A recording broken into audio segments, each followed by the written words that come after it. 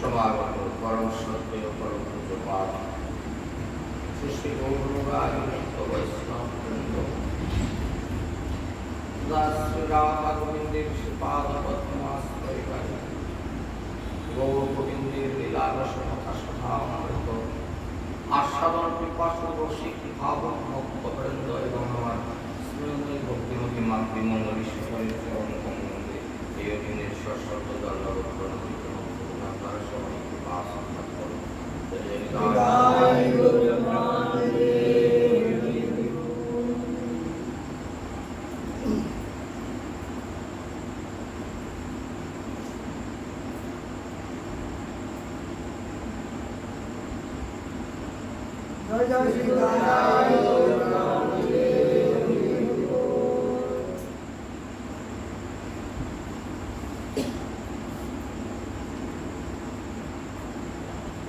আমার মহাপ্রপাত সেবকের জানবেন পাঠ করবো আমার জীবনের চলার পথেও আমার কর্মারম্ভ শ্রী গুরুদেব প্রধান মনুষ্য শ্রী শ্রীনারায়ণ দেব সর্বন প্রভুপাদ নিত্যদান কনিষ্ঠ পিতৃদেবের চরণে আমার প্রণাম ভাতৃদেবের চরণে প্রণতি সর্বোপরি এখন পর্যন্ত এখানে যারা উপস্থিত আছেন এবং পরে যারা উপস্থিত হবেন সকলের চরণে আমার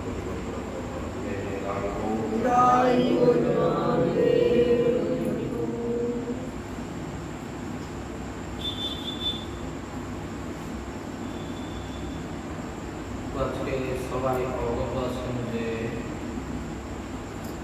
গত শ্রী শ্রী একাদশী ব্রত উপবাস যে জ্যৈষ্ঠ মাসের শুক্লপক্ষে এই একাদশী প্রসঙ্গে ব্রহ্মবিভক্ত পুরাণে শ্রী ভীমসেন সংবাদ এবং ব্যাস সংবাদ নামে বর্ণিত আছে। তো মহারাজ যুধিষ্ঠির প্রশ্ন করেছিলেন ভগবানকে, হে জনার্দন, এই জ্যৈষ্ঠ মাসের শুক্লপক্ষের একাদশীর নাম কি এবং মাহাত্ম্য কি, আপনি কৃপাপূর্বক আমার কাছে সে কথা বর্ণনা করুন। তো ভগবান শ্রীকৃষ্ণ বললেন যে এই একাদশীর কথা মহর্ষি ব্যাসদেব বর্ণনা করবেন। ভগবান বললেন কি না, মহর্ষি ব্যাসদেব বর্ণনা করবেন, কেননা তিনি সমস্ত শাস্ত্রে অর্থ এবং তত্ত্ব পূর্ণরূপে তিনি জ্ঞাত আছেন। তো রাজা যুধিষ্ঠির ব্যাসদেবকে বললেন, হে মহর্ষি দ্বৈপায়ন, আমি মানুষের লৌকিক ধর্ম এবং জ্ঞান কাণ্ডের বিষয়ে অনেক শ্রবণ করেছি।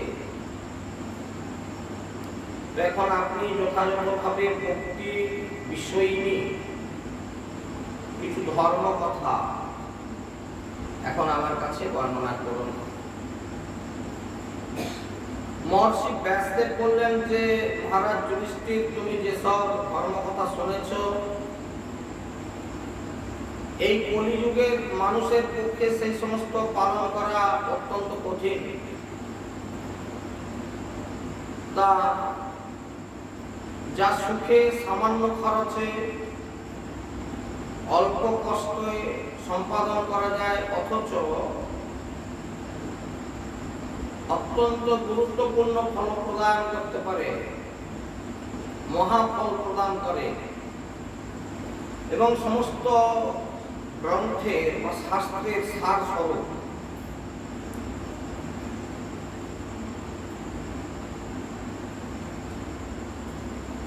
সেই ধর্মই কলিযুগে মানুষের পক্ষে করা শ্রেয়। এই কথার অর্থ হচ্ছে এই কারণে যে কলির জীবের পরমায়ু অত্যন্ত সীমিত,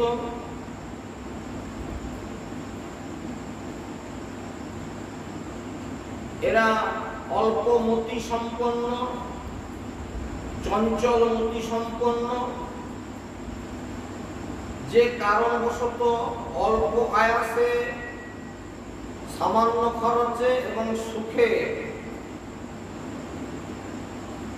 যে কর্ম সম্পাদন করা যায় সেটি বলি মানুষের পক্ষে শ্রেয়। সেই ধর্ম কথাই এখন আমি আপনার কাছে বর্ণনা করছি।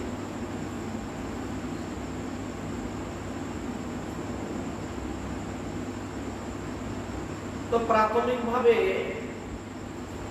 বলা হয়েছে যে উভয় পক্ষের একাদশী দিনে ভোজন না করে উপবাস বা ব্রত করবে। উভয় পক্ষ বলতে শুক্ল পক্ষের একাদশী, কৃষ্ণ পক্ষের একাদশী। এরকম কিছু ভক্ত আছেন তারা বলে না ওইটা সব পারিনি, আমরা ওই শুক্ল পক্ষের একাদশীটা করি, এই একাদশীটি অধিক ফল প্রদান করে, এই জন্য না, এরকম কোনো কথা শাস্ত্রে কিন্তু সিদ্ধান্ত দেয়া হয়নি। সেজন্য উভয় পক্ষের একাদশী দিনে ভোজন না করে উপবাস বা ব্রত করবে এবং দ্বাদশী দিনে স্নান করে শুচিশুদ্ধ হয়ে নিত্যকৃত্য সমাপন করে এবং ভগবান শ্রীকৃষ্ণের অর্চনা করবে এবং তৎপরে ব্রাহ্মণদেরকে প্রসাদ ভোজন করাবে এবং তাদের আশীর্বাদ ইত্যাদি গ্রহণ করে তারপর ভোজন করবে। এবং এই প্রসঙ্গে খুব গুরুত্বপূর্ণ কথা যে অশৌচ ইত্যাদিতেও কিন্তু এই ব্রত কখনো ত্যাগ করা যাবে না। অশৌচ, কেউ মারা গেছে বংশে বা বাড়িতে বা কেউ জন্মগ্রহণ করেছে, এতেও কিন্তু একাদশী ব্রত ত্যাগ করার কোনো বিধি শাস্ত্রে উল্লেখ করা হয়নি। যে সকল ব্যক্তি তারা স্বর্গধাম প্রাপ্ত হতে চান তাদের সারা জীবনে ব্রত পালন করা একান্ত কর্তব্য এবং পাপ কর্মে রত এবং ধর্মহীন ব্যক্তিরাও যদি এই একাদশীর দিনে ভোজন না করে তবে তারা যম যাতনা থেকে অন্তত রক্ষা পাবে।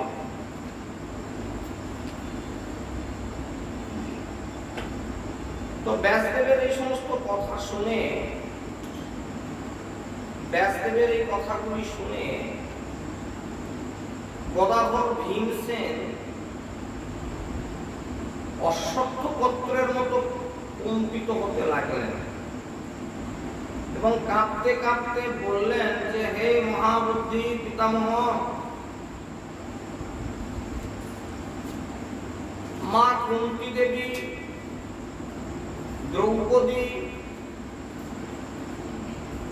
আমার ভ্রাতা যুধিষ্ঠির, অর্জুন, নকুল, সহদেব এরা কেউই একাদশীর দিনে ভোজন করে না এবং আমাকেও অন্ন গ্রহণ করতে নিষেধ করে। কিন্তু কি দুঃখের বিষয় জানেন, আমি কিছুতেই এই দুঃসহ ক্ষুধা যন্ত্রণা আমি সহ্য করতে পারি না, ক্ষুধার দ্বারা আমি আদৌ সহ্য করতে পারি না। তো গদাধর ভীমসেন এরকম কথা বললে পর ব্যাসদেব বলতে লাগলেন, তো দেখো ভীমসেন, যদি স্বর্গাদি দিব্য ধাম লাভে তোমার একান্ত ইচ্ছা থাকে তাহলে কিন্তু উভয় পক্ষের একাদশীতে ভোজন করবে না। সমস্ত কর্মের ভিত্তি হচ্ছে এই একাদশী ব্রত, সেজন্য একাদশী ব্রত অবশ্যই প্রত্যেকের পালনীয়। আমি অনেকবারই বলেছি, তবুও আরেকবার উল্লেখ করি, সেটি হচ্ছে 8 বৎসর বয়স থেকে শুরু করে 80 বৎসর বয়স পর্যন্ত যদি শরীর অপটু না হয় তাহলে অবশ্যই এই ব্রত কেউ ত্যাগ করবেন না। তো ব্যাসদেবের কথা শুনে ভীমসেন বললেন যে আমার কিছু কথা আছে, আপনি কৃপা করে আমার কথা মন দিয়ে শুনুন। কি না, উপবাস তো দূরের কথা, দিনে যদি একবার ভোজন করে থাকার কথাও আমাকে বলা হয় সেটাও আমার পক্ষে অসম্ভব। কারণ আমার উদরের মধ্যে বৃক নামে অগ্নি আছে, সে খালি খাই খাই করে, ভোজন না করলে কিছুতেই সে শান্তি পায় না। তাই প্রতিটি একাদশী পালনে আমি একেবারেই অপারগ। তো হে মহর্ষি ব্যাসদেব, যদি এরকম কোন বিধান থাকে যে বৎসরে একটি মাত্র একাদশী ব্রত পালন করলে চলতে পারে, এরকম যদি কোনো একটি একাদশী থেকে থাকে, তাহলে আমি না হয় একটা দিন বৎসরের মধ্যে কষ্টাকষ্টি করে কোন রকম চেষ্টা করতে পারি। তাই এরকম কি কোনো একাদশী আছে যে একাদশীটার ব্রত করলে পর আজ সারা বছর যদি নাও করতে পারি তাহলে চলবে? তখন ভীমসেনের এই কথা শুনে ব্যাসদেব ঋষিপাদ বললেন যে জ্যৈষ্ঠ মাসের শুক্লপক্ষের যে একাদশী, জ্যৈষ্ঠ মাসের শুক্লপক্ষের যে একাদশী, এই একাদশী তিথিতে জলপান পর্যন্ত না করে সম্পূর্ণ উপবাস থাকবে।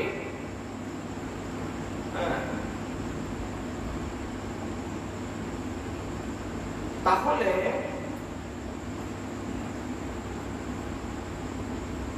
সারা বছরে যদি তুমি আর নাও ব্রত করতে পারো কোন একাদশীতে, তাতেও খুব একটা দোষের হবে না।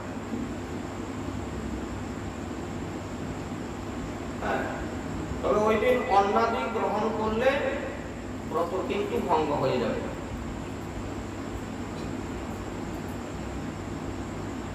এবং নিয়মটা শোনো ভালো করে। একাদশীর দিন সূর্য উদয় থেকে দ্বাদশীর দিন সূর্যাস্ত পর্যন্ত জলপান বর্জন করলে অনায়াসে 12টি মাসের যে একাদশীর ফল, সেই ফল লাভ হয়। বছরের অন্যান্য একাদশী পালনে অজান্তে যদি কোনো দিন কোনো কিছু ভুল ভাব হয়ে যায় বা ভুলে যদি খাওয়া হয়ে যায়, তাও দোষের হবে না, যদি কিনা জ্যৈষ্ঠ মাসের শুক্লপক্ষের এই একাদশীতে একেবারে নির্জলা একাদশী ব্রত পালন করতে পারো। এবং এই একটি মাত্র একাদশী পালনে সমস্ত প্রকার দোষ দূরীভূত হবে। এবং দ্বাদশীর দিনে ব্রহ্ম মুহূর্তে স্নানাদি কার্য সমাপ্ত করে ভগবান শ্রীহরির অর্চন করবে এবং সদাচারী ব্রাহ্মণদের বস্ত্রাদি দান সহ ভোজন করাবে, আত্মীয় স্বজনদেরকে সঙ্গে নিয়ে ভোজন করবে। এইরকম একাদশী ব্রত পালনে যে প্রকার পুণ্য সঞ্চিত হয় সে কথা এখন আমি বর্ণনা করছি, শোনো। তো মহর্ষি ব্যাসদেব বললেন যে সারা বছর সমস্ত একাদশীর ফলই এই একটি মাত্র একাদশী ব্রতের উপবাসে লাভ করা সম্ভব হয়। তো শঙ্খ চক্র গদা পদ্মধারী ভগবান শ্রীকৃষ্ণ আমাকে বলেছেন যে বৈদিক এবং লৌকিক সমস্ত ধর্ম পরিত্যাগ করে যারা একমাত্র আমার শরণাপন্ন হয়ে এই নির্জলা একাদশী ব্রত পালন করবে, তারা সমস্ত প্রকার পাপ থেকে মুক্তি লাভ করবে। বিশেষত কলিযুগে ধন সম্পদ দানের মাধ্যমে সদ্গতি বা স্বার্থ সংস্কারের মাধ্যমে যথার্থ কল্যাণ লাভ হয় না। কলিযুগে দ্রব্য শুদ্ধি নেই, কলিতে শাস্ত্রোক্ত সংস্কার বিশুদ্ধ হয় না, তাই বৈদিক ধর্ম কখনো সুসম্পন্ন হতে পারে না। তো সুতরাং হে ভীমসেন, তোমাকে বহু কথা বলার আর প্রয়োজন নাই। তুমি উভয় পক্ষের একাদশীতে ভোজন করবে না।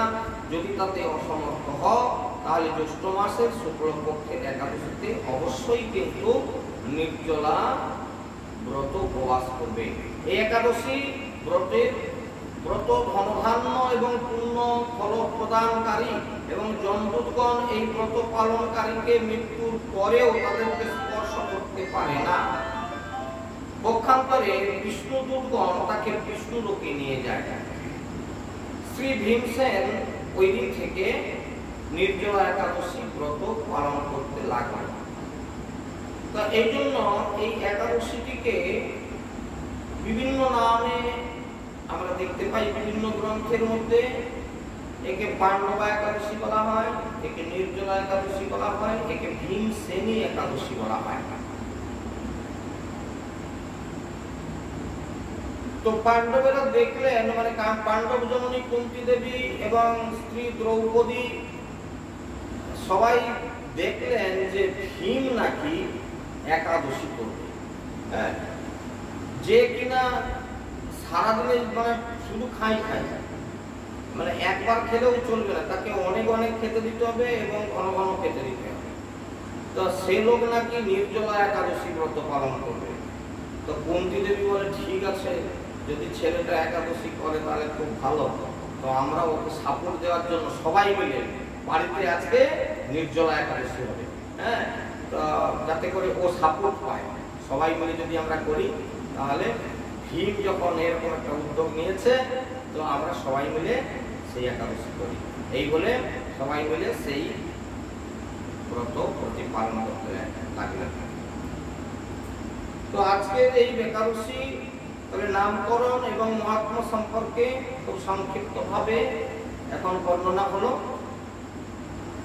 এরপরে আমরা চলে আসছি শাস্ত্র সিদ্ধান্ত অনুযায়ী আজকের একাদশী ব্রত প্রতিপালন যারা করছেন নিশি জাগরণে হরিকথা এবং হরিনাম সংকীর্তনের মধ্য দিয়ে নিশিটি জাগরণ করতে হয়। তো প্রতিটি একাদশীতে ভগবানের যে লীলা স্মরণ করে রাত্রি যাপন করতে হয়, আজকে যে লীলাটি স্মরণ কর্তব্য সেটি হচ্ছে রুক্মিণী হরণ। সুখদেব ঋষিপাদ বলছেন, বৈদব্যাসতু সন্দেশাংনিসম যদুনন্দনম প্রকৃজ্য পনিনা পানিং প্রহসন্নিদম ব্রবীত।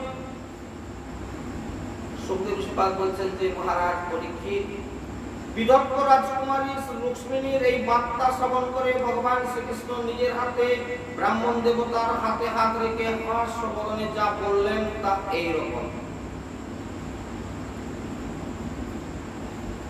কি সে কথা, কি ঘটনাটা ঘটেছিল, এই কারণবশত আমরা খুব সংক্ষেপে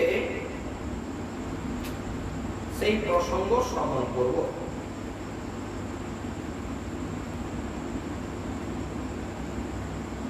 তো এই রুক্মিণী হরণ লীলা অত্যন্ত অতুলনীয় ভগবান শ্রীকৃষ্ণের অমৃতময় লীলা,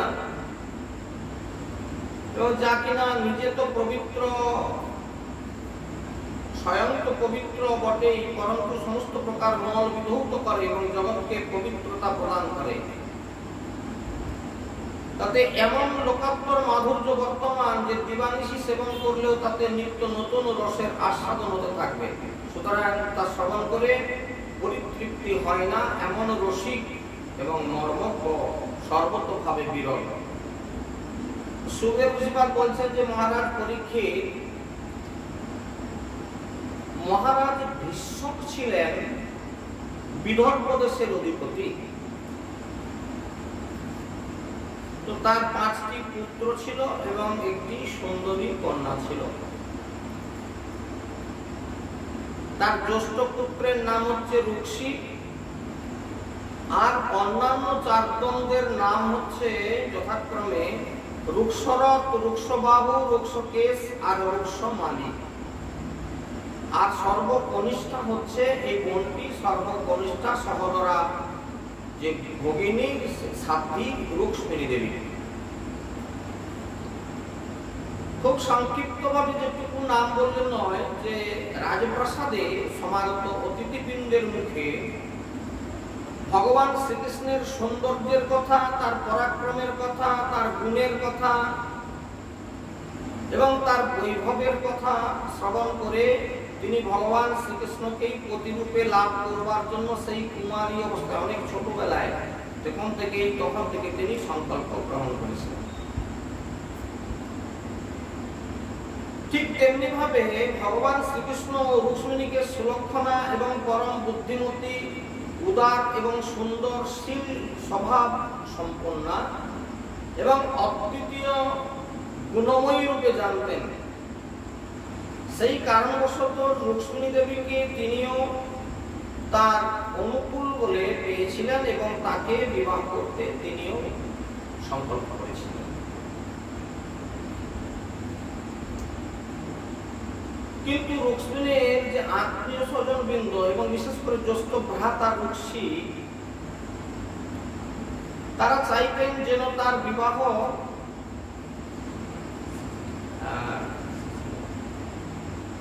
শুধুমাত্র তার জ্যেষ্ঠ ভ্রাতা বাদে বাদবাকি সবাই চাইতেন যেন তার বিবাহটা ভগবান শ্রীকৃষ্ণের সঙ্গে হয়।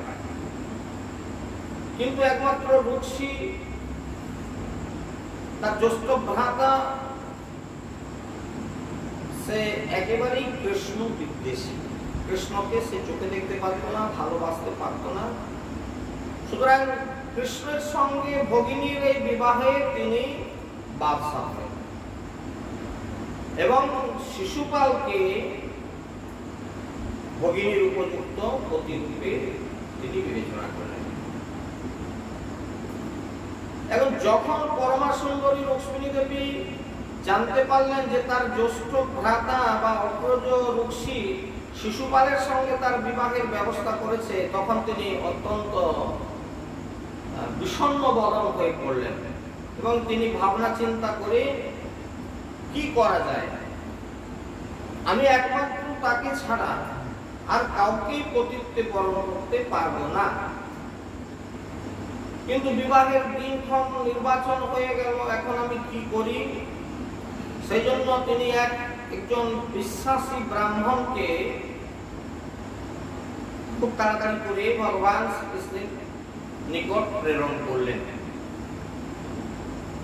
তো সেই ব্রাহ্মণ দেবতা দ্বারকাপুরীতে গেলেন এবং দ্বারপাল তাকে রাজপ্রাসাদের অভ্যন্তরে নিয়ে গেলেন। সেইখানে তিনি আদি পুরুষ ভগবান শ্রীকৃষ্ণকে সুবর্ণ সিংহাসনে বিরাজমান দেখলেন সেই ব্রাহ্মণ দেবতা, এবং অতঃপর ব্রাহ্মণদের পরম ভক্ত ভগবান শ্রীকৃষ্ণ সেই ব্রাহ্মণ দেবতাকে দেখেই নিজের সিংহাসন থেকে নেমে পড়লেন এবং তারপর সেই ব্রাহ্মণকে নিজের আসনে প্রবেশন করিয়ে তিনি তার পূজা যেভাবে করা উচিত সেভাবেই তিনি, যেভাবে দেবতাগণকে অর্চন করা হয় ঠিক সেভাবে তিনি ব্রাহ্মণ দেবতাকে পূজা অর্চনা করলেন।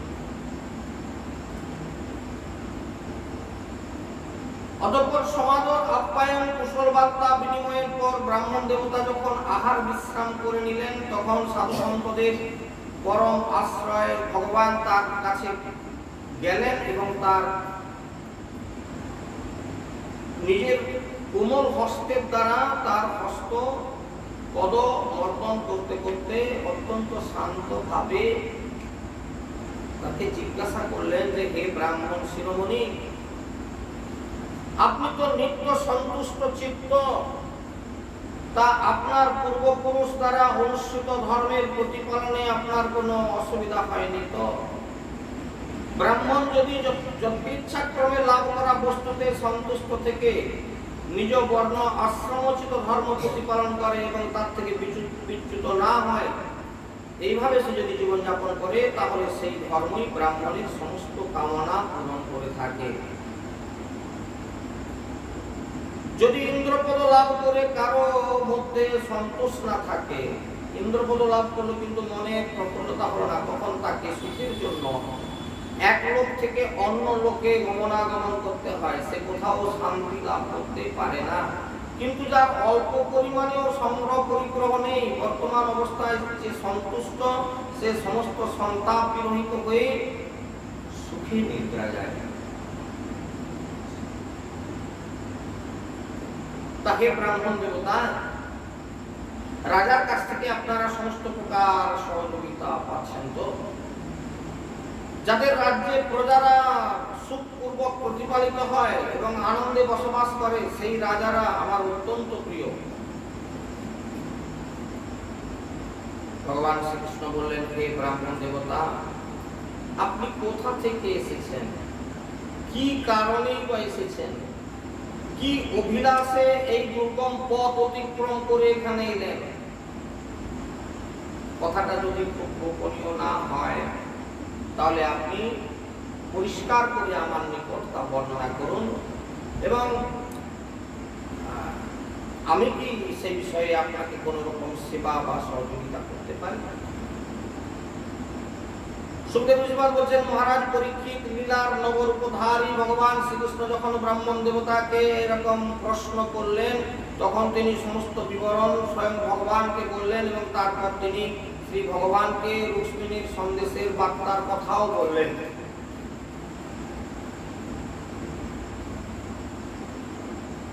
এখন রুক্মিণী দেবী অত্যন্ত বুদ্ধিমতী ছিলেন, তাই ব্রাহ্মণ দেবতা কি বলবেন না বলবেন, কি ভাষায় কথা বলবেন, সেই বলাটি ভগবান শ্রীকৃষ্ণকে সন্তুষ্ট করতে পারবেন কিনা, এই বিষয়ে যৎকিঞ্চিৎ তার সন্দেহ ছিল।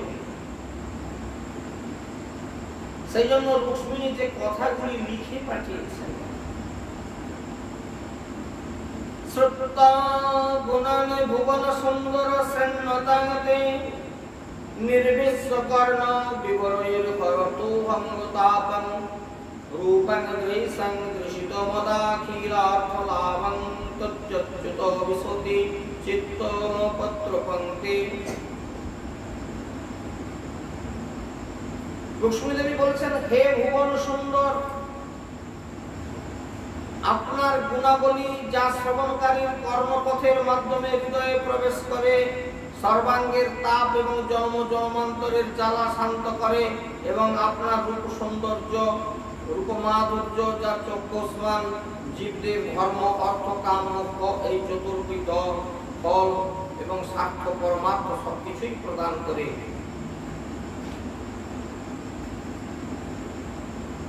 শ্রবণ করে হে অচ্যুত, আমার চিত্ত লাজ লজ্জা সবকিছু ত্যাগ করে আপনাতেই প্রবেশ করেছে।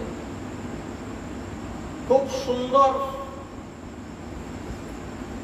তার এই বাচন ভঙ্গি, এবং খুব সংক্ষিপ্ত কথার মধ্য দিয়ে তিনি তার অন্তরের যে অভিব্যক্তি তা ভগবানের কাছে নিবেদন করলেন। হে প্রেম সুন্দর শ্যাম সুন্দর, প্রেম স্বরূপ শ্যাম সুন্দর, যে দৃষ্টিতেই দেখি না কেন, কুল শীল স্বভাব সৌন্দর্য বিদ্যা অবস্থা ধন ধাম সব দিক দিয়ে আপনি যেন অদ্বিতীয়। আপনার তুলনা স্বয়ং আপনি। মানব লোকের সমস্ত প্রাণীর মন আপনাকে দেখে শান্তি অনুভব করে এবং আনন্দ লাভ করে থাকে। অতএব হে পরম সুন্দর, আপনি বলুন এমন কোন কুলবতী বা মহাগুণবতী এবং ধৈর্যবতী কন্যা আছে যে বিবাহযোগ্য হয়ে আপনাকেই স্বামী রূপে বরণ করে নেবে না।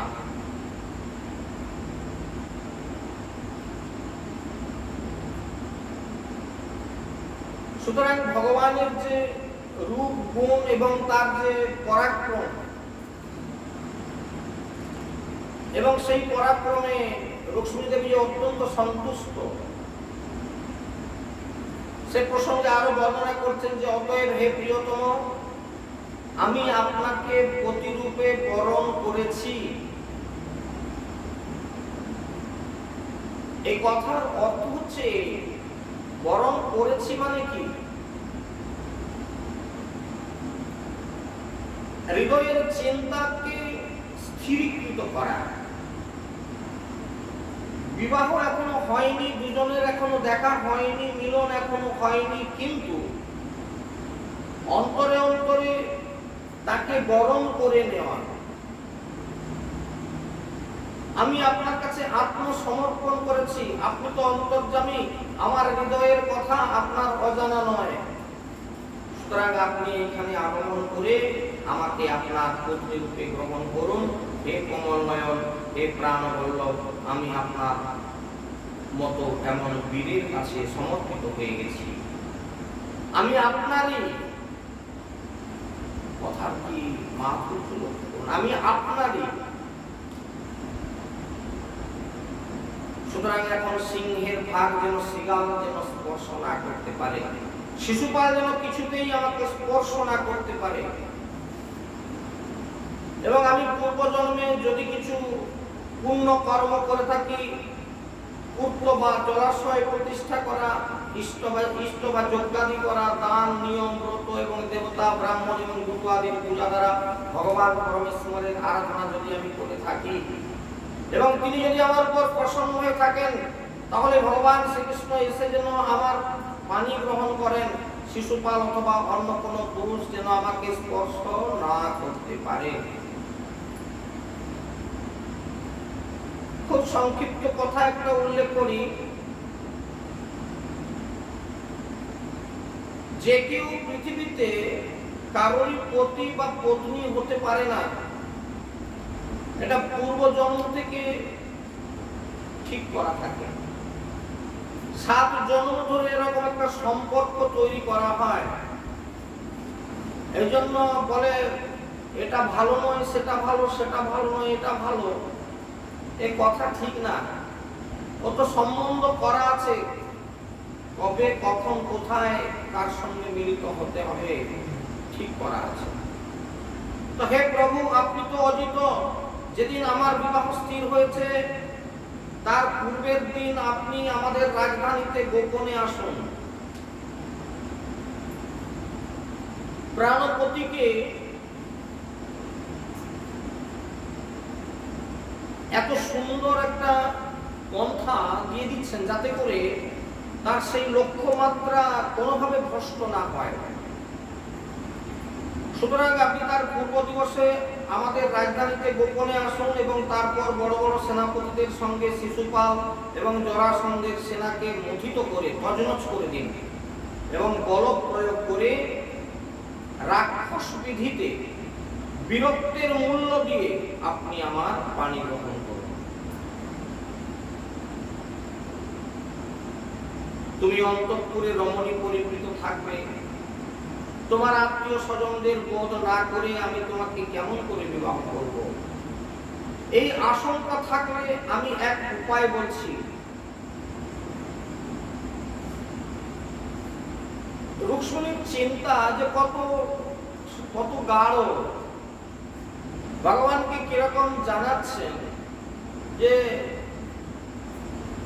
যদি আপনার এরকম মনে হয় যে তুমি অন্তঃপুরে রমণী পরিবৃত থাকবে, সমস্ত আত্মীয় স্বজনেরা তোমাকে ঘিরে থাকবে, তো তাদেরকে বধ না করে আমি তোমাকে কেমন করে বিবাহ করব, এরকম আশঙ্কা যদি থাকে তাহলে আমি তোমাকে একটা উপায় বলে দিচ্ছি।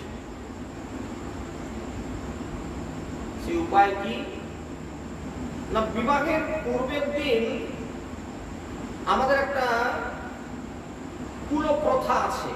কুলপ্রথা, সেই প্রথাটা কি খুব মন দিয়ে শুনবেন। সেই প্রথাটা হচ্ছে যে মহা সমারোহের সঙ্গে আমাদের যে কুলদেবী রয়েছেন, দেবী দুর্গা পার্বতী দেবীর মন্দিরে, তাকে প্রণাম করবার নিমিত্ত এবং তার আশীর্বাদ নেবার জন্য নববধূকে নগরের বাইরে অবস্থিত সেই গিরিজা মন্দিরে গমন করতে হয়। এটা আমাদের বংশের নিয়ম আছে। বিবাহের পূর্বে সেই গিরিজা মন্দিরে গিয়ে, মানে দেবী পার্বতীর মন্দিরে গিয়ে তার অর্চনা করে তার আশীর্বাদ নেওয়া। তো হে কমললোচন ভগবান কৃষ্ণ, উমাপতি ভগবান শঙ্করের মতো প্রণম্য দেবতারও আত্মশুদ্ধি হেতু আপনার শ্রীপাদ পদ্ম স্পর্শ প্রাপ্ত ধুলিতে স্নান করতে উৎসুক থাকেন। যদি আমি সেই প্রসাদ অর্থাৎ শ্রীচরণ রজ লাভ করতে সক্ষম না হই, তাহলে আমি আমার দেহকে ব্রত দ্বারা বিশুষ্ক করে আমি প্রাণত্যাগ করব। আপনার জন্য যদি 100বার জন্মগ্রহণ করতে হয় তাও শ্রেয়, কারণ একদিন তো এই প্রসাদ লাভ করতে আমি সক্ষম হব কি। এবার খুব সংক্ষিপ্ত একটা কথা এই প্রসঙ্গে উল্লেখ করি। কারণই ঐকান্তিক ইচ্ছা কোনোদিন বিনষ্ট হবে না। সুতরাং আমরা প্রত্যেকেই আমাদের উচিত এই মুহূর্তে আমাদের ইচ্ছাটাকে দৃঢ়ভাবে গ্রহণ করে নেওয়া। কে কি করতে চাইছেন? ভগবানকে চাচ্ছেন? কজন ভগবানকে চাচ্ছেন?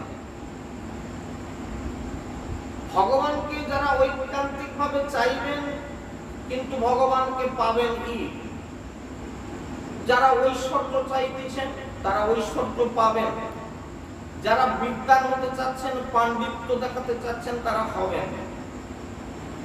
তবে ইচ্ছাটাকে দৃঢ় করুন, একবার এটাও ধরা একবার ওটাও ধরা তা না। সুতরাং ঐকান্তিক ভাবে কারা কারা কৃষ্ণ ভজন করবেন, একমাত্র হে ভগবান আপনার চরণ সেবার দাস করুন আমাকে, এটা আজ থেকেই নির্বাচন করে ফেলুন।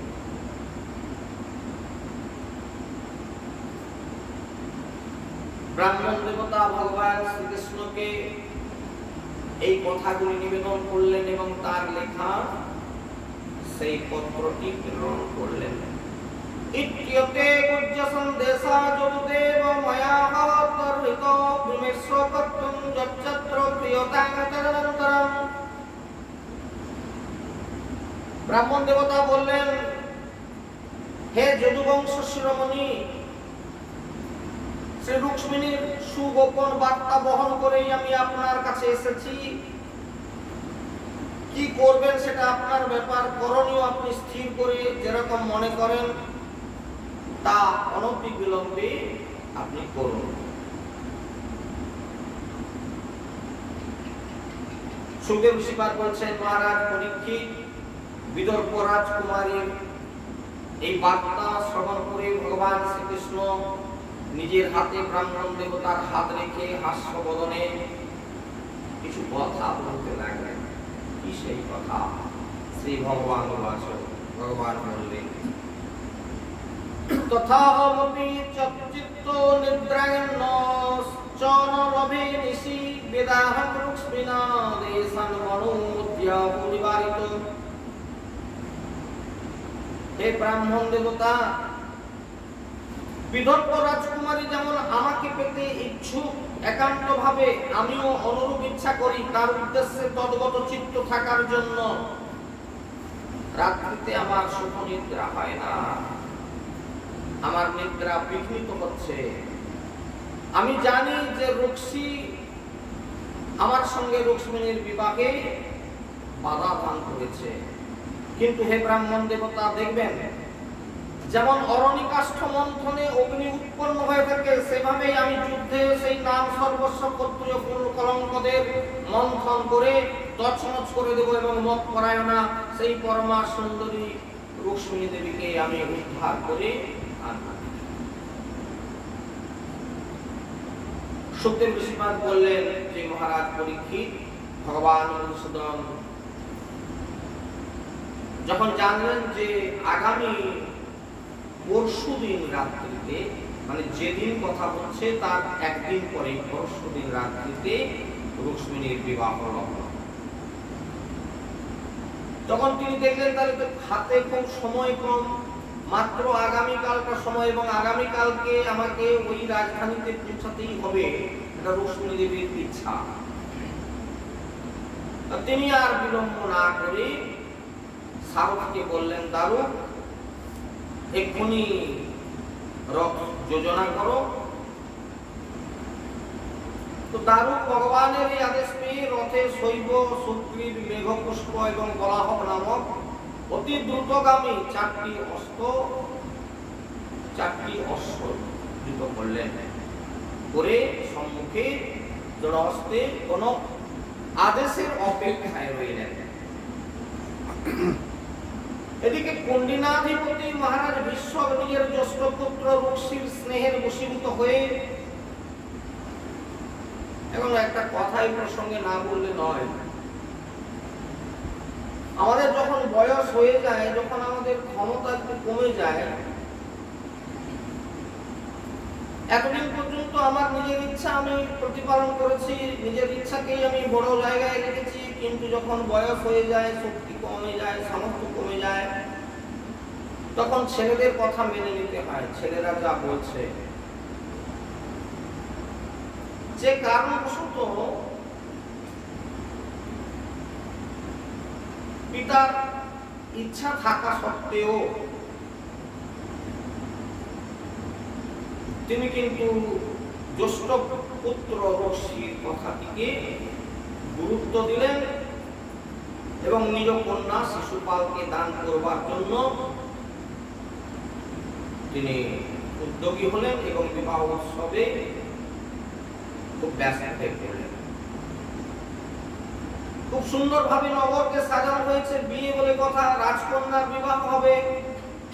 সুতরাং রাজপ্রাসাদ তো বটেই, রাজ্যের সমস্ত রাস্তা এবং প্রধান ফটকগুলিকে সুন্দর করে সাজানো হলো। তো হে মহারাজ পরীক্ষিত, রাজা ভীষ্ম বিধিপূর্বক পিতৃপুরুষদের এবং দেবতাদের পূজা অর্চনা করে ব্রাহ্মণ ভোজন করালেন, নিয়ম অনুসারে স্বস্তি বাচনও করলেন।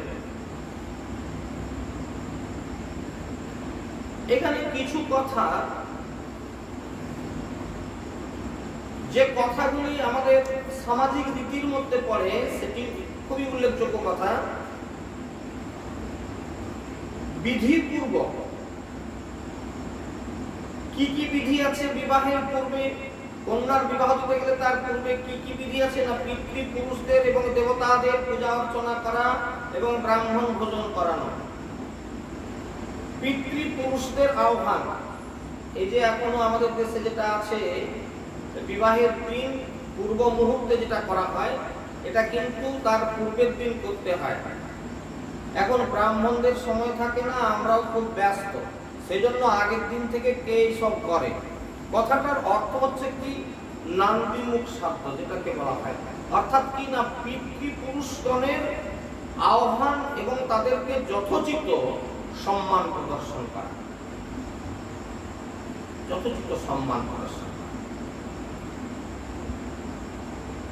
পিতৃপুরুষগণ যারা এই বংশে জন্মগ্রহণ করেছিলেন, যাদের আশীর্বাদে আমাদের এই জীবন, আমাদের এই জীবনের সাফল্যতা, তাহলে কোন বিশেষ একটি দিনে তাদের আগমন কি বাদ যেতে পারে কোনো? এই জন্য এটা শাস্ত্রীয় বিধি যে পূর্বের দিন সেই পিতৃপুরুষগণকে অর্চনা করা এবং তাদের কিছু সেবা ব্যবস্থা করা। সুদর্শনা পরমা সুন্দরী সেই রাজকুমারী রুক্মিণীকে স্নান করানো হলো, তার হাতে মাঙ্গলিক সূত্র এবং কঙ্কণ ধারণ করানো হলো, তাকে উত্তম রূপে সুসজ্জিত করা হলো এবং দুই প্রস্থ নবীন বস্ত্র ধারণ করিয়ে তাকে অতি উত্তম অলঙ্কারে বিভূষিত করানো হলো।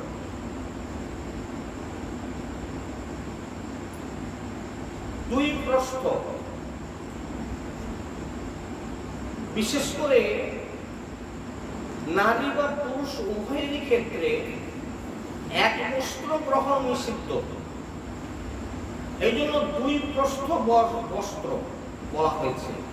অর্থাৎ একটি উত্তরীয় মেয়েদের বিবাহের সময় যে কারণবশত অন্য কোনো দিন ধারণ করুক না করুক, সেদিন কিন্তু একটি চেদি বা যেটিকে উড়নি আমরা সত্যি কথায় বলি, এটি অবশ্যই তাকে ব্যবহার করানো হয়। তো সেইভাবে নবীন বস্ত্র ধারণ করিয়ে তাকে উত্তম অলঙ্কারে বিভূষিত করানো হলো এবং শ্রেষ্ঠ ব্রাহ্মণগণ সামবেদ, ঋগ্বেদ, যজুর্বেদের মন্ত্র দ্বারা তাকে রক্ষণ করলেন এবং অথর্ববেদের পুরোহিতগণ গ্রহের শান্তির উদ্দেশ্যে তারা যজ্ঞ করলেন ইত্যাদি ইত্যাদি। রাজা ভীষ্ম কুলপ্রথা এবং শাস্ত্রবিধি সম্পর্কে বিশেষ অভিজ্ঞ ছিলেন। তিনি সুবর্ণ, রৌপ্য বস্ত্র, উর্মিশ্রিত তিল এবং ধেনু সকল ব্রাহ্মণদেরকে দান করলেন। শুভ কর্মের এটাই হচ্ছে সূচনা। সুবর্ণ, রৌপ্য বস্ত্র এবং উর্মিশ্রিত তিল এবং ধেনু ইত্যাদি ব্রাহ্মণদের দান করলেন। এপাশে যেমন মেয়ের বাড়িতে খুব সাজো সাজো কাণ্ড চলছে, ওদিকে ছেলের বাড়ি মানে শিশুপালে চেদিরাজ নরেশ দম্ভোষ তার নিজের পুত্র শিশুপালের জন্য এইরকম মন্ত্রজ্ঞ ব্রাহ্মণদেরকে চতুরঙ্গ সেনা নিয়ে ব্রাহ্মণদেরকে দিয়ে বিবাহের বিবাহ সম্বন্ধিত মাঙ্গলিক যে সমস্ত কার্য সেগুলি সম্পাদন করলেন এবং তারপর সুবর্ণমাল্য মণ্ডিত রথ সকল পদাতিক অশ্বারোহী চতুরঙ্গ সেনা নিয়ে তাদের কুন্ডিনপুর আগমন করল। যেহেতু অনেক দূর থেকে আসতে হবে, বর এই জন্য পূর্বের দিন এসে হাজির হয়ে গেল। তো বিদর্ভরাজ ভীষ্মক এগিয়ে এসে তাদেরকে আদর আপ্যায়ন করলেন, প্রথা অনুসারে পূজা অর্চনাও করলেন এবং তারপর পূর্ব নির্ধারিত স্থানে তাদের আনন্দের সঙ্গে তাদের বসবাসের ব্যবস্থা করা হলো। বরযাত্র লোকজন সব থাকবে এবং তাদের ভালোভাবে সব সেবাদির আয়োজন ইত্যাদি। এবং একটা কথা এখানে আমার উল্লেখ রাখা ভালো যে শিশুপালের বিবাহে যে সমস্ত রাজারা বরযাত্র রূপে এসেছিলেন অথবা তাকে সাহায্য করার জন্য এসেছিলেন, তারা সকলেই কিন্তু কৃষ্ণ বলরামের বিরোধী। হ্যাঁ, তো রাজকুমারী রুক্মিণী যেন শিশুপালেরই হয় এটা নিশ্চিত করতে তারা সদা সতর্ক ছিলেন। অতএব তারা স্থির করে রেখেছিলেন যে যদি কৃষ্ণ বা বলরাম ইত্যাদি যদুবংশজাতগণ এসে কন্যা হরণের চেষ্টা করেন তাহলে তারা সম্মিলিত শক্তি দিয়ে তাদেরকে প্রতিহত করবে এবং সেই জন্যই সকলে নিজেদের পূর্ণ সৈন্যবাহিনী এবং রথ, অশ্ব, গজ ইত্যাদি সব প্রস্তুত রেখেছিলেন। বিপক্ষ দলের রাজাদের প্রস্তুতির কথা ভগবান বলরামের কর্ণগোচর হলো যে আমরা গন্ডগোল করব বলে ওরা একদম সেজে আছে এবং সেই সঙ্গে তিনি শুনলেন পরে যে ভ্রাতা শ্রীকৃষ্ণ একলাই রাজকুমারী রুক্মিণীকে হরণ করবার জন্য গমন করেছেন। তিনি তখন বুঝলেন যে এখানে যেহেতু সবাই আমাদের বিরোধী রাজারা আছে, সুতরাং কৃষ্ণ একাকী সেখানে গিয়েছে, সুতরাং এখানে একটা খুব বড় ধরনের যুদ্ধের আশঙ্কা করা যাচ্ছে। যদিও বলরাম তার ভ্রাতা কৃষ্ণের পরাক্রমের কথা বিশদভাবে জানতেন, তবুও ভাতৃস্নেহ হতো, ভাই একা গেছে, তার হৃদয় তখন উদ্বেলিত হয়ে উঠল। তিনি তৎক্ষণাৎ কি করলেন, রথ, গজ, অশ্ব পদাতিক সংযুক্ত এক বিশাল চতুরঙ্গ সেনা নিয়ে তিনি কুন্ডিনপুরের উদ্দেশ্যে যাত্রা করলেন। আর এদিকে পরমা সুন্দরী সেই রুক্মিণী দেবী ভগবান শ্রীকৃষ্ণের শুভাগমনের প্রতীক্ষায় সময় অতিবাহিত করতে লাগলেন এবং দেখলেন যে কৃষ্ণ তো তখনও এলেন না। ব্রাহ্মণ দেবতাকে যে পাঠালাম তিনিও ফিরে এলেন না। তিনি অত্যন্ত চিন্তান্বিত হয়ে পড়লেন, হায় হায়, এখন এই অভাগীর বিবাহের তো মাত্র আর এক রাত্রি বাকি আছে, কিন্তু আমার প্রাণনাথ কমল নয়ন ভগবান এখন তো এলেন না, এর কারণ তো আমি কিছুই বুঝতে পারছি না। কেবল তাই নয়, আমার বার্তাবহ যে ব্রাহ্মণ, সেই ব্রাহ্মণ দেবতাও তো এখনো পর্যন্ত ফিরে এলেন না।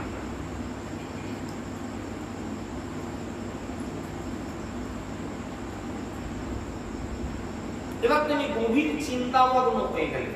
কি চিন্তা করছেন এবার দেখুন, এই জায়গাটা প্রত্যেকে খুব গভীর মনন সহকারে শ্রবণ করবেন। কথাটা হচ্ছে ভগবান শ্রীকৃষ্ণ স্বরূপ হচ্ছে পরম শুদ্ধ আধার, পরম শুদ্ধ আধার এবং তা সন্দেহাতীত এবং শুদ্ধ আধার। ঐকান্তিক ইচ্ছা ব্যতি রেখে শুদ্ধ ইচ্ছা, চিত্তের সমস্ত প্রকার চাঞ্চল্যতা ব্যতি রেখে কৃষ্ণকে প্রাপ্ত হওয়ার চেষ্টা করতে হয়। যদি কোথাও মালিন্যতা থাকে তাহলে তার ইচ্ছা কখনো পূর্ণ হয় না। তাই বিশুদ্ধ ব্যক্তি তাকে প্রেম করবার অধিকারী। তিনি আমার মধ্যে নিশ্চয়ই কোনো মালিন্যতা দেখেছেন, তাই আমার পানি গ্রহণ হেতু তিনি এখানে পদার্পণ হয়তো করছেন না। বেশ, আমি মন্দভাগ্য, বিধাতা এবং ভগবান শঙ্কর আমার অনুকূল নন বলেই মনে হচ্ছে। এও সম্ভব যে রুদ্রজয়া গিরিরাজ কুমারী সতী পার্বতী আমার উপর কোনো কারণে হয়তো অসন্তুষ্ট হয়ে আছেন। এই মহারাজ পরীক্ষিত রুক্মিণী দেবী এইরকম আকাশ পাতাল নানান রকম ভাবনা তার মনকে তখন জর্জরিত করছে, যতক্ষণ না তিনি কৃষ্ণকে দর্শন করতে পারছেন। তার মনকে সম্পূর্ণ রূপে ভক্ত মানবহারী ভগবান শ্রীকৃষ্ণ তখন হরণ করে নিয়েছিলেন। এইরকম চিন্তা করতে করতে এখনো সময় আসছে না, এখনো আসছেন না, এরকম মনে করে তিনি অশ্রু বিসর্জন করছেন। অশ্রু বিসর্জন করতে করতে তিনি নয়নদ্বার বন্ধ করে দিলেন, কাঁদতে কাঁদতে চোখ বন্ধ করে দিলেন। হে মহারাজ পরীক্ষিত, এই রূপে রুক্মিণী দেবী ভগবান শ্রীকৃষ্ণের শুভাগমনের প্রতীক্ষা করতেছিলেন। সেই সময়ে একটা শুভ ঘটনার সূচনা হলো। কি হলো না, তার বাম উরু, বাম বাহু এবং বাম নেত্র স্পন্দিত হতে লাগলো। আশা করি আপনাদের এই কথাটা জানা আছে। ছেলেদের যদি ডান চোখ নাচে, ডান বাহু যদি কম্পিত হয় বা ডান অঙ্গ যদি স্পন্দিত হয়, তাহলে তার শুভক্ষণ আসছে বলে মনে করা হয়, দিনটা ভালো যাবে। আমার আর ডান চোখ নাচছে যখন, আজ আমার দিন ভালো যাবে, শুভ কিছু হবে। আর মেয়েদের ক্ষেত্রে ঠিক অপোজিট, অর্থাৎ বাম নয়ন যদি সঞ্চালিত হয়, বাম বাহু যদি স্পন্দিত হয়, তাহলে শুভ সূচনা হচ্ছে বলে ধরা হয়। তো রুক্মিণী দেবীর উরু, বাহু এবং নেত্র স্পন্দিত হতে লাগলো এবং যা তার প্রিয়তমের আগমনের একটা সংবাদ বলে তিনি মনে করলেন। এইবার ভগবান শ্রীকৃষ্ণ প্রেরিত সেই ব্রাহ্মণ দেবতার আগমন হলো। এবং একটা অদ্ভুত ঘটনা যে তিনি অন্তঃপুরে রাজকুমারী রুক্মিণীকে লক্ষ্য করলেন। সেই ব্রাহ্মণ দেবতা দেখলেন যে তিনি যেন কোনো ধ্যানমগ্ন দেবীকে প্রত্যক্ষ করছেন। সতী রুক্মিণী দেখলেন যে ব্রাহ্মণ দেবতা আসছেন, তারই দিকে মুখটা প্রসন্নতায় ভরা, মনটা বড় আনন্দিত হয়ে গেল। কারণ কি, যে ব্রাহ্মণ দেবতাকে পাঠিয়েছিলেন তিনি ফিরে এসেছেন এবং মুখটা বেশ হাসি হাসি মনে হচ্ছে, তার বদনটি সহাস্য। সুতরাং সম্ভবত আমার ইচ্ছা পূর্ণ হতে চলেছে। এবং তিনি অত্যন্ত প্রসন্নতার সঙ্গে সেই ব্রাহ্মণ দেবতাকে জিজ্ঞাসা করলেন, তস্যা অবেদয়ত প্রাপ্তং সসংস যদুনন্দনম উক্তং চ সত্যবচনমাত্মোপনয়নং প্রতি। তখন ব্রাহ্মণ দেবতা তাকে নিবেদন করলেন, ভগবান শ্রীকৃষ্ণের শুভাগমন হয়েছে। তার প্রভূত প্রশংসা করে তিনি আবার বললেন, হে রাজকুমারী রুক্মিণী দেবী, আরো ভালো কথা মন দিয়ে শুনুন। তিনি আপনাকে উদ্ধার করতে একেবারে দৃঢ় প্রতিজ্ঞ। শ্রী ভগবানের শুভাগমন বার্তা রুক্মিণীর হৃদয়ে আনন্দের যেন জোয়ার নিয়ে আসলো। তিনি প্রতিদানে ব্রাহ্মণের জন্য ভগবানকে ছাড়া অন্য যা কিছু উপযুক্ত না দেখে জগতের সমগ্র লক্ষ্মী ব্রাহ্মণ দেবতাকে অর্পণ করলেন। শুধু তুমি ভগবানকে বাদ দিয়ে আর যা চাইবে আমি তোমাকে দিয়ে দেবো।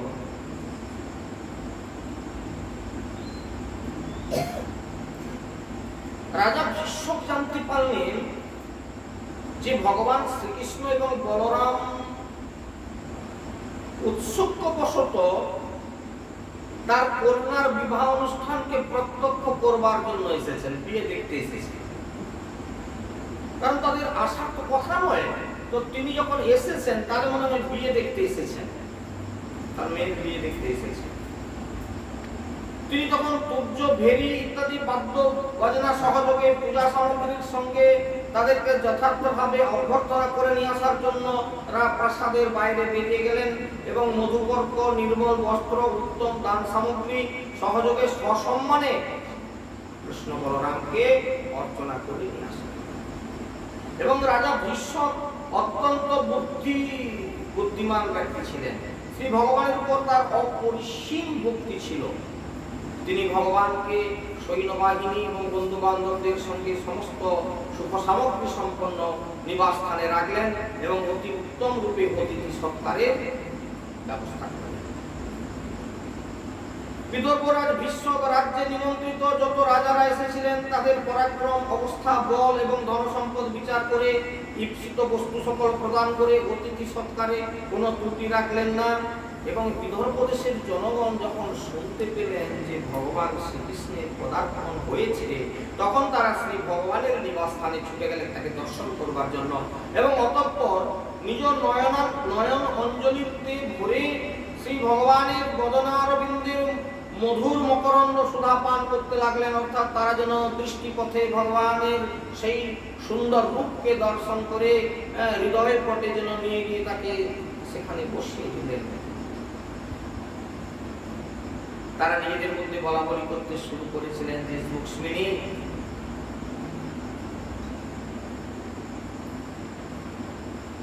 এই ভগবান শ্রীকৃষ্ণই রুক্মিণী দেবীর অর্ধাঙ্গিনী হওয়ার উপযুক্ত বটে এবং ইনি যোগ্যপতি হওয়া উচিত। অন্য কারো পত্নী হওয়ার যোগ্যতাই নেই রুক্মিণীর। যদি আমরা পূর্বজন্মে বা ইহজন্মে কোনো কিছু সৎকর্ম করে থাকি, তাহলে যেন ত্রিলোকের বিধাতা ভগবান আমাদের উপর প্রসন্ন হন এবং এই ব্যবস্থা করে দেন যাতে শ্যাম সুন্দর ভগবান শ্রীকৃষ্ণ তার শ্রীকৃষ্ণের বিবাহ সেই বিধর্ভ রাজকুমারী রুক্মিণীর সঙ্গেই হয়। এরকম সবাই প্রার্থনা করতে লাগলেন। তো হে মহারাজ পরীক্ষিত, প্রেম বশীভূত সেই পুরবাসীগণ যখন এরকম কথোপকথনে লিপ্ত ছিলেন, তখনই রুক্মিণী দেবী অন্তঃপুর থেকে বেরিয়ে এসে সেই দেবীর মন্দিরে অর্থাৎ গিরিজা মন্দিরে প্রণাম করতে বা পুজো নিবেদন করতে যাচ্ছে। বহু সৈন্য তাকে পাহারা দিচ্ছে এবং সেই সৈন্যরা শুধু যে বিদর্ভ রাজার সৈন্য তা না, শিশুপাল, জরাসন্ধাদি যে সমস্ত রাজারা বরযাত্র এসেছিলেন তাদেরও যে সমস্ত সৈন্যবাহিনী ছিল, তারাও তাদের সেনাদেরকে পাঠিয়ে দিল যে তোমরা যাও, গিয়ে পাহারা দিয়ে নিয়ে যাও।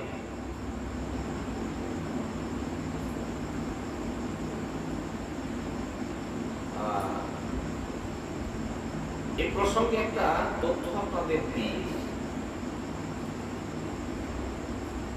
প্রাচীন একটা বৈদিক সিদ্ধান্ত আছে, যেমন ধরুন বরযাত্র আসলে তারপর মেয়েকে স্নান করতে নিয়ে যাওয়া হয় না, বা মেয়েকে কোনো মন্দিরে হয়তো প্রণাম করতে যাচ্ছে, তো আগে বর এসে গেছে তারপরে এটা হয় না। এখন বরযাত্র দলের কিছু বরযাত তারা ওই স্নানের ঘাটের দিকে যাওয়ার জন্য ধাবিত হয়। তারা ওই মেয়ে স্নান করতে যাচ্ছে, সেইখানে যাবো, বুঝতে পারছেন এখন তো হাতে হাতে সব মোবাইল চলছে, ফটো তুলব। এটা কিন্তু প্রাচীন সিদ্ধান্ত নয়, এই দর্শনটা নিষিদ্ধ। তাদের ওই সঙ্গে মানে ওই মেয়ে স্নান করতে যাচ্ছে বা অর্চনা করতে যাচ্ছে, কোনো মন্দিরে প্রণাম করতে যাচ্ছে, তার সঙ্গে যাওয়াটা কিন্তু নিষিদ্ধ ছিল। যে কারণে রাজা বিদর্ভ নিজের যথেষ্ট পরিমাণ সৈন্য সামন্ত নিয়োগ করে দিয়েছিলেন। তথাপিও কিন্তু শিশুপালের সৈন্যবাহিনী তাদের সঙ্গে পাহারাটাকে আরো কঠোর করার জন্য তাদের সঙ্গে দেবী মন্দিরে উপস্থিত হয়ে রুক্মিণী দেবী নিজের কমল সদৃশ কোমল হস্ত দ্বারা হস্তপদ প্রক্ষালন করলেন, আচমন করলেন এবং তারপর অন্তরের বাইরের পবিত্রতা ধারণ করে শান্তভাবে তিনি অম্বিকা দেবীর মন্দিরে প্রবেশ করলেন। ওই যে মন্ত্র উচ্চারণ করতে হয় না, সভাজ্য অভ্যন্তর সূচি, অর্থাৎ বাইরের সূচি এবং অন্তরের সূচিতা করে তিনি মন্দিরে প্রবেশ করলেন। বহু বিধিজ্ঞ প্রবিদ্ধা ব্রাহ্মণ পত্নীগণ তার সঙ্গে এসেছিলেন। তারা রুক্মিণীকে দিয়ে শঙ্কর ভার্যা ভবানী ভগবান শঙ্করকে প্রণাম করালেন। শ্রী রুক্মিণী ভগবতীর কাছে প্রার্থনা করলেন, হে মা অম্বিকা, আপনার কোণে উপবিষ্ট আপনার প্রিয় শ্রী গণেশের সহিত আপনাকে বারবার প্রণাম করি, আপনি আশীর্বাদ করুন যেন আমার অভিলাষ পূর্ণ হয়, আমি যেন ভগবান শ্রীকৃষ্ণকে প্রতিরূপে লাভ করতে পারি।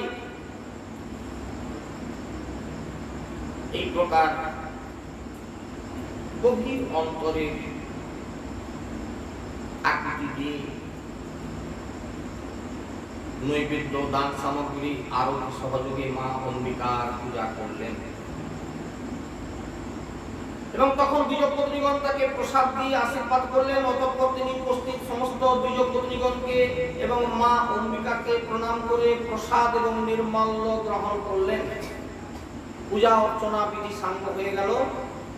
সাঙ্গ করে তিনি মৌন ব্রত ভঙ্গ করলেন এবং তার রত্নাঙ্গুলীয় পরিশোভিতা করকমল দ্বারা এক সখীর হস্ত ধারণ করে সেই গিরিজা মন্দির থেকে তখন তিনি বেরিয়ে আসছেন। হে মহারাজ পরীক্ষিত, শ্রী রুক্মিণী ভগবানের মায়ার মতন বড় বড় ধীর বীরদেরকেও মোহিত করতে সক্ষম ছিলেন। তার সেই রূপে সমস্ত রাজা রাজারা মোহিত হয়ে গিয়েছেন। তখন তারা তাকে রক্ষা করবে কি? তার রূপের প্রতি দর্শন করে তারা তাদের শরীর আড়ষ্ট হয়ে গেছে, মানে হাতের অস্ত্র হাত তখন পড়ে গেছে।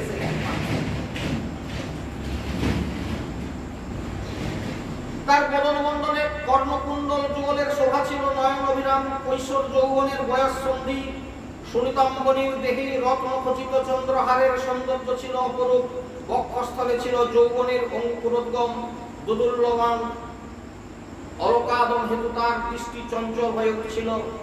চারদিকে তাকাতে ছিলেন, তাই তো তিনি কোথায় তিনি কোথায়, ঠিক এরকম একটা ভাবনা করছেন। এবং বদন তার মনোহর হাস্যমণ্ডিত ছিল।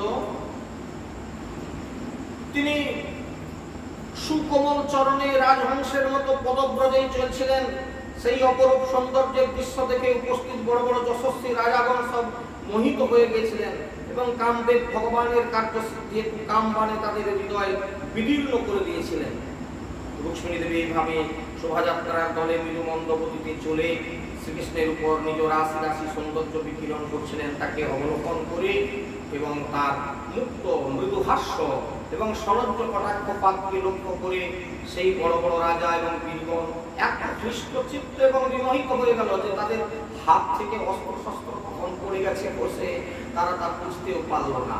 এইভাবে রুক্মিণী ভগবান শ্রীকৃষ্ণের শুভাগমনের প্রতীক্ষা করে নিজের পদ্ম কোষম চরণদ্বয়ে অতি ধীর পদক্ষেপে তিনি অগ্রসর হতেছিলেন। এইবার তিনি সমাগত সমস্ত রাজাদের দিকে সলজ্জ দৃষ্টিতে একটা কটাক্ষ নিক্ষেপ করলেন এবং সেইখানে তার ভগবান শ্রীকৃষ্ণের দর্শন লাভ হলো। রুক্মিণীর সেই রথারোহণে উদ্যতা হলে ভগবানকে দেখলেন রথ নিয়ে একদম তিনি তৈরি এবং রুক্মিণী দেবীও সেই রথে আরোহণ করতে যাবেন। মানে দুজন তো একবারে দুজনকে পাওয়ার জন্য একেবারে চরম। সেই রথারোহণে উদ্যতা হলে পর ভগবান শ্রীকৃষ্ণ কি করলেন? সমস্ত শত্রুদের দৃষ্টির সম্মুখেই সেই জনাকীর্ণ স্থানে সহস্র সহস্র রাজাদের মস্তকে পা দিয়ে তাকে গৌরধ্বজ চিহ্নিত রথে তুলে নিলেন এবং তারপর যেভাবে সিংহ শৃগালদের মধ্য থেকে নিজের খাদ্য তুলে নিয়ে যায়, তেমন ভাবেই রুক্মিণী দেবীকে নিয়ে ভগবান শ্রীকৃষ্ণ এবং শ্রী বলরাম আদি যাদবদের সঙ্গে সেই স্থান ত্যাগ করলেন।